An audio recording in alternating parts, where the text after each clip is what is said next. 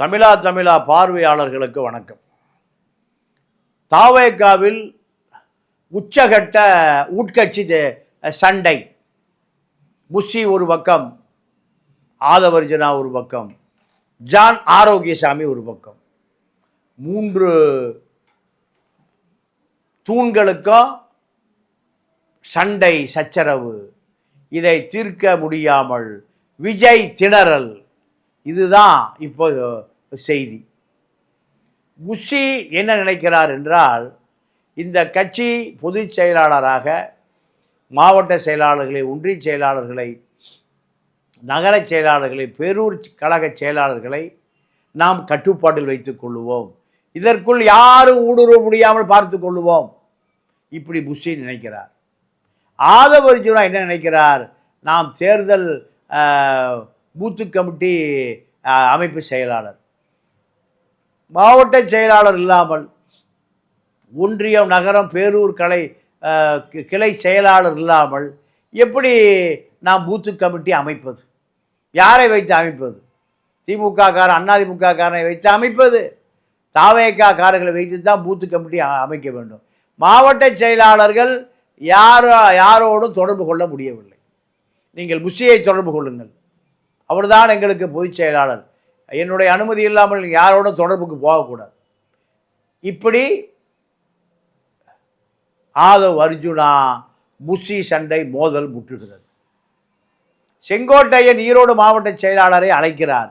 அவர் உடனடியாக புஷிக்கு தொலைபேசி தொடர்பு கொண்டு, என்னை செங்கோட்டையன் அழைக்கிறார், போகட்டுமா வேண்டாமா? புஷி உடனடியாக செங்கோட்டையன் தொடர்புக்கு வருகிறார். மாவட்ட செயலாளரை அழைத்தீர்களாமே, என்ன வேலை, அதை சொல்லுங்கள். இப்படி அத்தனையும் பொறுக்கி தின்பதற்கு தான், மக்களை ஏமாற்றுவதற்கு தான். கட்சி வளர்ந்து விடக்கூடாது என்பதை விட தான் வளர வேண்டும், பல கோடிகளை குவிக்க வேண்டும். இதுதான் இப்போ விஜய் கட்சியில் உள்ள மிகப்பெரிய சண்டை. புஷி என்னை கட்சிக்காரர்களை தொடர்பு கொள்ள விட மறுக்கிறார்னு ஜானே ஒரு வீடியோ போட்டு, அது பழைய கதை. காரணம், இந்த தாவேகாவை வைத்து யார் அறுவடை செய்வது, யார் இவர்களை கட்டுப்படுத்துவது, இப்படி இந்த உச்சகட்ட சண்டை விஜயிடம் பஞ்சாயத்து போகிறது. விஜய் பஞ்சாயத்து செய்கிறார்.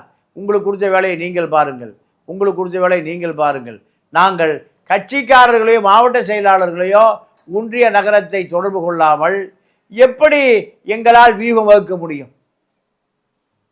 புஷி மாவட்ட செயலாளர்கள் யாரும் என்னுடைய தகவல் இல்லாமல் கட்சி நிர்வாகிகளை ஜான் ஆரோக்கியசாமியோ, ஆதவ் அர்ஜுனாவையோ, நிர்மலையோ, அருண்ராஜையோ யாரையும் தொடர்பு கொள்ளக்கூடாது. இந்த மாவட்ட செயலாளர்கள் பட்டியல் யாருக்கும் கட்டுப்படக்கூடாது. என் வழியாகத்தான் செய்திகளை நீங்கள் கொடுக்க வேண்டும். நேரடியாக செய்தி கொடுத்தால் என்னை பற்றிய பல வசூல் செய்திகள், பல போஸ்டிங் போடுவதற்கு லட்சங்களை சுருட்டுகிற செய்திகள் எல்லாம் விஜய்க்கு போய் சேர்ந்துவிடும். அதனால் மாவட்ட செயலாளர்கள் அத்தனை பேரும் என்னுடைய கட்டுப்பாட்டிலே வைத்திருக்க வேண்டும். இதை உடைத்து எடுக்க வேண்டும் ஆதவ் அர்ஜுனா. இந்த 60 மாவட்ட செயலாளர்களும் அமைப்பு செயலாளராக, தேர்தல் பணிக்குழு அமைப்பு செயலாளராக, நான் இந்த தேர்தல் பணிக்குழுவை தாவேகாருடைய மாவட்ட நகரம் ஒன்றியம் கிளையை வைத்து தான் செய்ய வேண்டுமே தவிர திமுக காரனை, அதிமுக காரனை செய்ய முடியும். ஆகையால் இவர்கள் எனக்கு கட்டுப்பட மறுக்கிறார்கள். கட்டுப்பட மறுக்க வைப்பதே புஷி. ஜேவுக்கு சசி, விஜய்க்கு புஷி. கட்சியை சின்னாபினமாக்குவது. சசியினுடைய நிலைமையை பாருங்கள். ஜெயலலிதா மறைவுக்கு பிறகு இந்த அதிமுகவை குத்தகைக்கு எடுத்துக்கொண்ட எடப்பாடி முதல் குத்தகையை சசிகலாவுக்கு கொடுத்து விரட்டி விட்டார். இன்று வரை சசிகலாவால் அதிமுகவில் ஊடுருவவே முடியவில்லை. பலகட்ட போராட்டம், பல முயற்சி, பல வாகன பிரச்சாரம், தமிழ்நாடு முழுக்க சுற்றுப்பயணம் வருவேன். தென்காசியில் ஆரம்பித்து ஒரு கிளை செயலாளர் கூட சசிகலாவை பார்க்கல. இப்படியே போனால் சீக்கிரம் நாம் அந்நியப்பட்டு விடுவோம், மீடியா வெளிச்சமே இல்லாமல் நாம் அனாதையாகி விடுவோம். இதனால் சசிகலா ஆரம்பித்த இடத்திலே தென்காசியில் ஆரம்பித்து தென்காசியிலே முடித்து கொண்டார். இதுதான் இன்றைக்கு இருக்கக்கூடிய நிலை. அதே போல் புஷியுடைய நிலை வந்துவிடும்.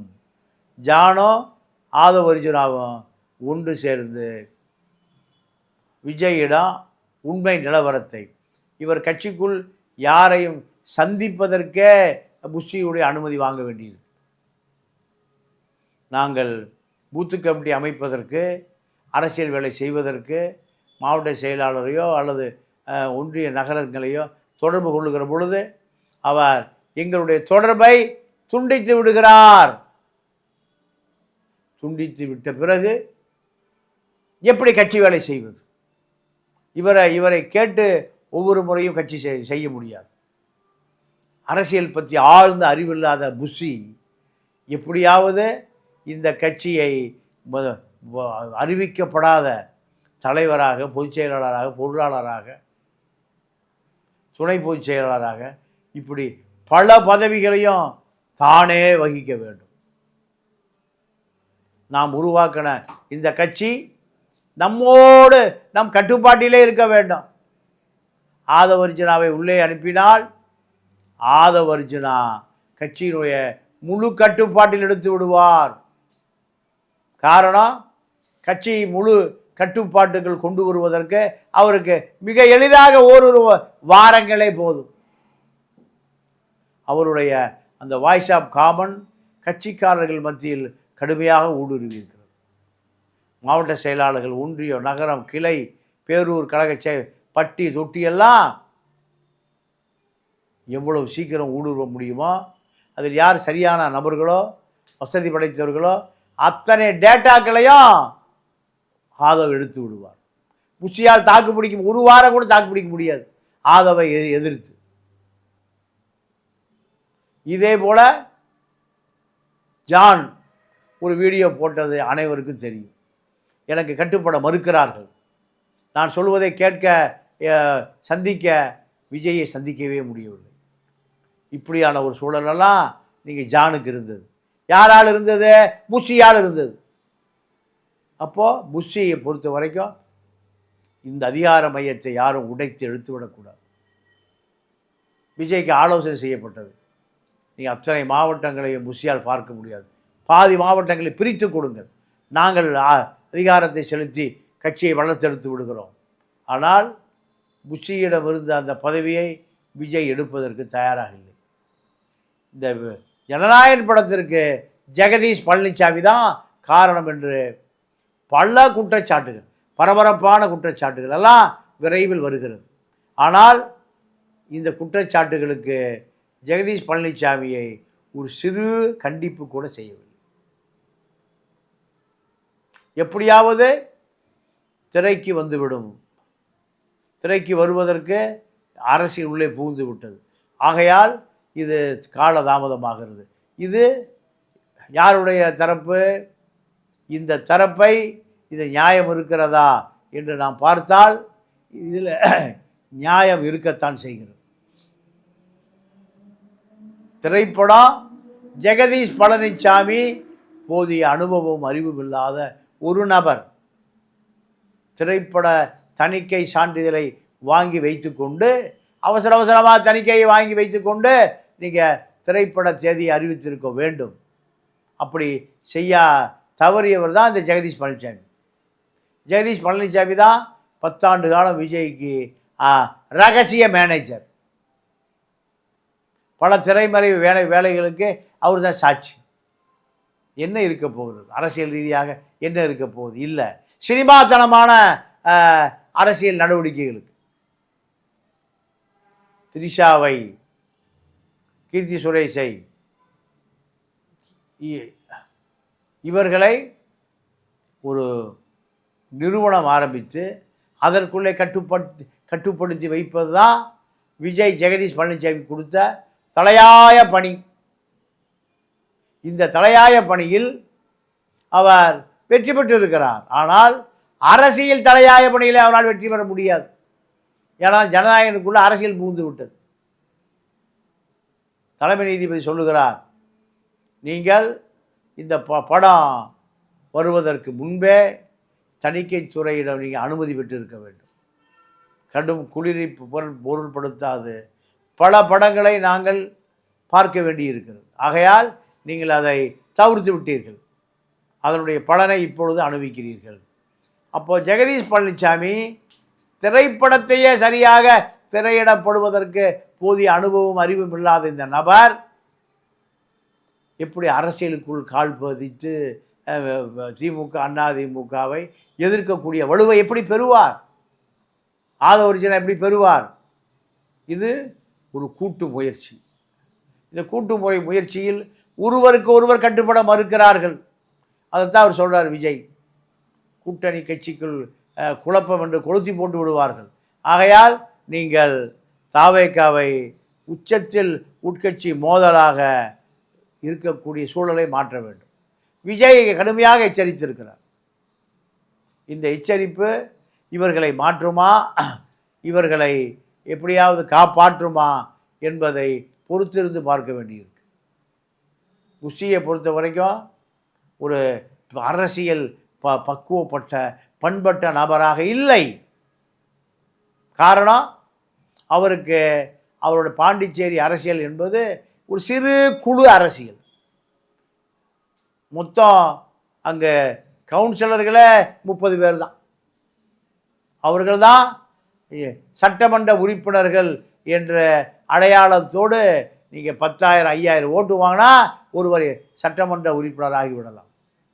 பாண்டிச்சேரியில் மொத்தம் 31 பேர், 16 பேர் யார் பக்கம் இருக்கிறார்களோ அவர்கள் முதலமைச்சர். இங்கே சென்னையில் மாநகராட்சி மாமன்ற உறுப்பினர்களே 200 பேர். ஒரு 200 பேர் நீங்கள் ஒரு கோடி மக்கள் இருக்கான். ஏறக்குறைய இதுதான் தலைநகர அரசியல். ஆனால் தமிழ்நாடு முழுக்க பல மாநகராட்சிகள், கோவை, திருச்சி, சேலம், தஞ்சாவூர், இப்படி பல மாநகராட்சிகள். பல மாநகராட்சிகளில் பல முன்னாள் இந்நாள் மந்திரிகள். இவர்களையெல்லாம் தாண்டி விஜய் அரசியல் செய்ய வேண்டியிருக்கிறது. இந்த அரசியல் எவ்வளவு தூரம் வெற்றியை கொடுக்கும் அல்லது தோல்வியை கொடுக்கும்? ஆந்திராவில் பவன் கல்யாண், சிரஞ்சீவி போன்றவர்களெல்லாம் மிகப்பெரிய அரசியல் மையமாக உருவெடுத்தார். NT ராமாராவ், இப்படி பல பேர். அவர்களெல்லாம் நீங்கள் அரசியல் தேடப்படுகிற சக்தியாக மாறிப்போய் இப்பொழுது கர்நாடகா பாஜக ஆட்சி அதிகாரத்தில் வருவதற்கு கடுமையாக முயற்சி செய்து கொண்டிருக்கிறது. காங்கிரஸை வீழ்த்துவதற்கு பல வியூகங்களை வகுத்து கொண்டிருக்கிறது. ஆனால் தாவேகா எப்படியாவது தமிழக சட்டசபையை கைப்பற்றிவிட வேண்டும் என்று கடுமையாக போராடுகிறார்கள். இந்த முயற்சிகளெல்லாம் மக்கள் ஆதரவு இருந்தால் வெற்றி பெறும். ஆனால் மக்கள் ஆதரவை இவர்கள் முழுமையாக நம்பாமல், அரசியல் நம்பாமல் திரைப்படங்களையே நம்புகிற கூட்டம் இந்த விஜயினுடைய தாவேகா கூட்டம். சீமானுக்கு என்ன அரசியல் வெளிப்பாடு இருக்கிறது? விஜய்க்கு என்ன வெளிப்பாடு இருக்கிறது? 2 பேரும் ஒன்றிணைந்து கொள்வதற்கான வாய்ப்பு உருவாகி இருக்கிறது.